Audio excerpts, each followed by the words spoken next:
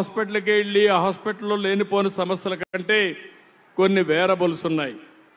అవి పెట్టుకుంటే మన ఆరోగ్యం హాస్పిటల్లో ఉండే డాక్టర్ మానిటర్ చేసే పరిస్థితికి వస్తుంది. ఇప్పుడు నేను ఒక రింగ్ పెట్టుకున్నాను, మీరు చూస్తూ ఉంటారు. ఇది పూజలు చేసిన రింగ్ కాదు. ఇది రాత్రుల్లో నిద్రపోయిన తర్వాత తెల్లవారుతో నా బాడీ ఎట్లుందో, రెడీగా ఉందా, రెడీనెస్ కానీ స్లీప్ స్కోర్ వస్తుంది. నా నిద్ర ఎన్ని గంటలు పడుకున్నాను, సౌండ్గా పడుకున్నానా, డిస్టర్బెన్స్గా పడుకున్నానా, ఈరోజు నిద్ర సరిపోయిందా, లేదంటే ఇంకొక అర్ధ గంట నిద్రపోవాలనా, అది కూడా చెప్తుంది. ఇది అది కూడా చూస్తాను. ఎనర్జీ ఉందా కూడా, నెక్స్ట్ డేకి ఎంత ఎనర్జీ ఉందో కూడా, అది ఎంత ఎనర్జీ ఉంది, బాడీ ఎంత రెడీగా ఉంది, ఇవన్నీ వస్తాయి. అవన్నీ వచ్చినప్పుడు ప్లానింగ్ ఈజీ అవుతుంది. ఆరోగ్యం, నేను మంచినీళ్ళు కూడా తాగితే ఒకసారి అంటూ ఉంటారు, కావాలంటే రాస్తూ ఉంటారు, కొంతమంది ఎగతాళి చేస్తూ ఉంటారు. మీరు తాగే నీళ్లు కూడా ముఖ్యం. నా ఆరోగ్యం పోతే 2 రోజులు ఇంట్లో పడుకుంటే ఆ 2 రోజుల వల్ల నేను పని చేయలేను. నేను పని చేయకపోతే నష్టం ఎవరికి? ఈ రాష్ట్రానికే నష్టం. కాబట్టి నేను ఎప్పటికప్పుడు జాగ్రత్తగా ఉండడం. అందుకే మీరు చూస్తుంటారు నన్ను. ఎప్పుడన్నా నేను సిక్ అయ్యానా? ఎప్పుడన్నా లీవ్ తీసుకున్నానా? చూశారు? ఎప్పుడు విన్నారా మీరు?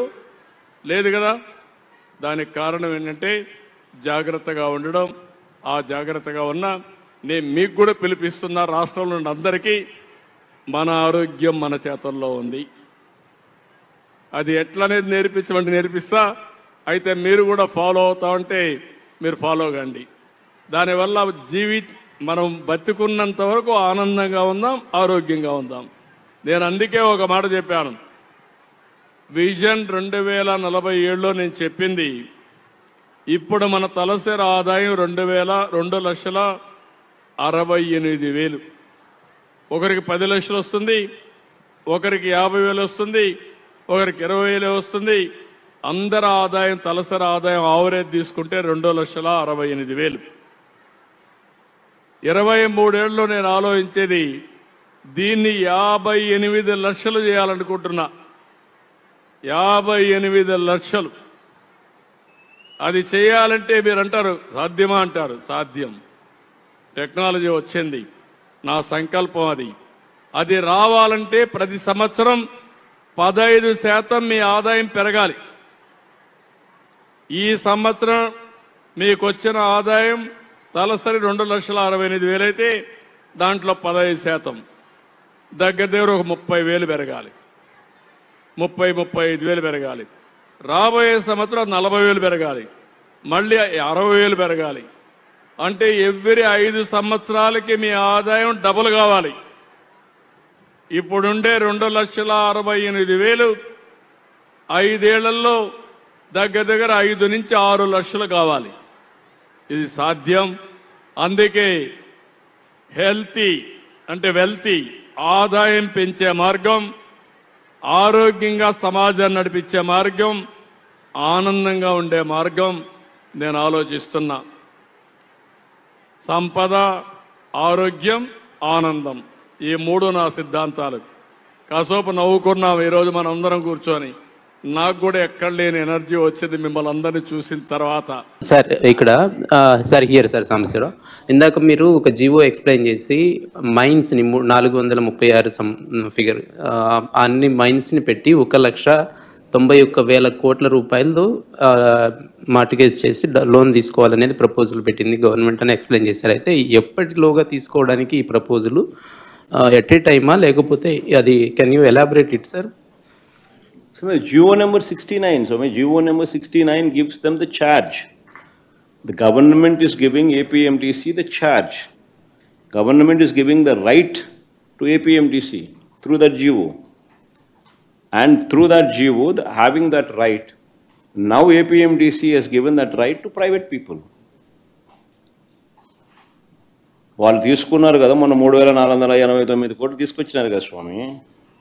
ఆ 3,049 కోట్ల రూపాయలు గవర్నమెంట్ గన వాళ్ళకి గన గవర్నమెంట్ కాదు, APMDC. APMDC is not government. APMDC is not secured loan, it's unsecured loan.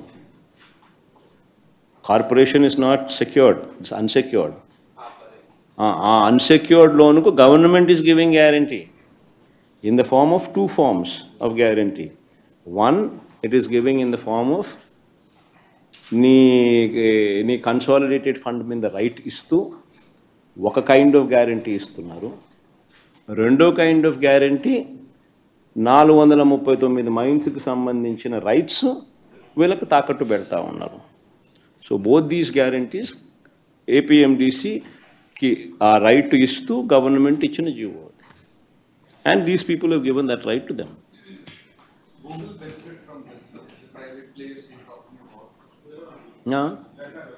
No, whomsoever is the lender.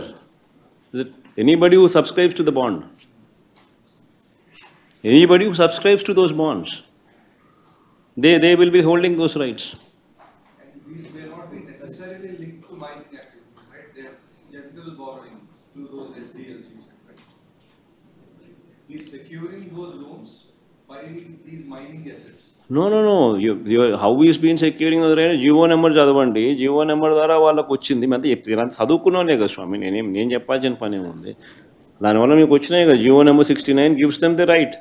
And through that right, they have made that right part of their bond issuance లో ప్రక్రియలో భాగంగా దాన్ని add చేసినారు. So they have given the rights and they have also given the rights over consolidated fund.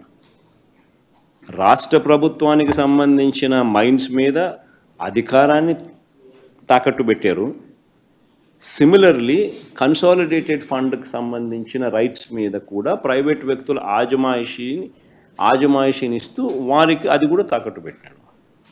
So both these things ఇచ్చి ఆ లోన్స్ను ఎవరైతే ఆ బాండ్స్ని ఎవరైతే సబ్స్క్రైబ్ చేస్తారో వాళ్లకు ఆ మేరకు అడిషనల్ కంఫర్ట్ అనేది ఇచ్చినారు. That comfort need not be given. That is the first time in the history of Andhra Pradesh or first time in the history of this country such kind of comfort is given.